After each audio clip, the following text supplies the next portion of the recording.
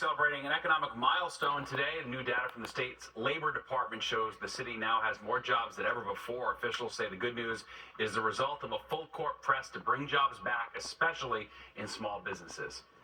We inherited this city in crisis, but we have turned New York City around.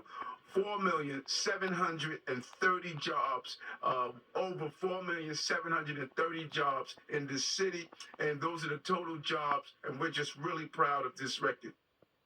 Officials say almost 1 million jobs lost during the pandemic have been restored about a year earlier than expected. President Biden issuing a budget proposal for a possible second term. The White House says a $7.3 trillion proposal would offer tax breaks for families, raise the child tax credit, lower health care costs, and increase taxes on the wealthy and corporations. However, Biden's 2025 budget is unlikely to pass in the GOP-controlled House. Bitcoin hits another record. The world's largest cryptocurrency surged above $72,000 today, a new all-time high. The strong demand comes ahead of its halving event in April.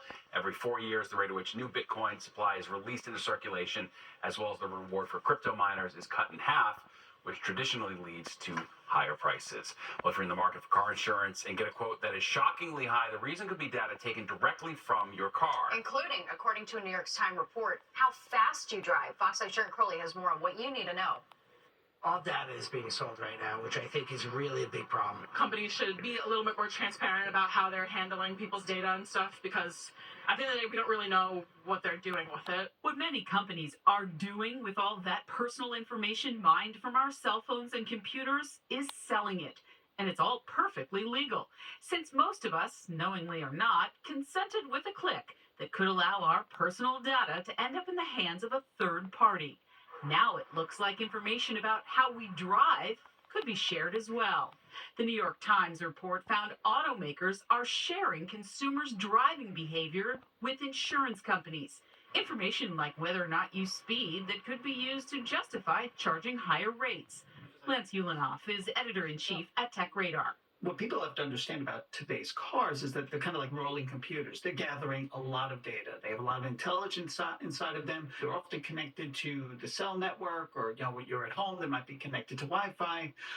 They're collecting data, and then the question is, did you sign off and say that the data you collect could be uploaded and sold to a third party? This New York City driver doesn't know if she's being tracked, but she does know her car insurance bill has gone up. The past 2 years, it went up almost $100. So I guess $50 every year it went up.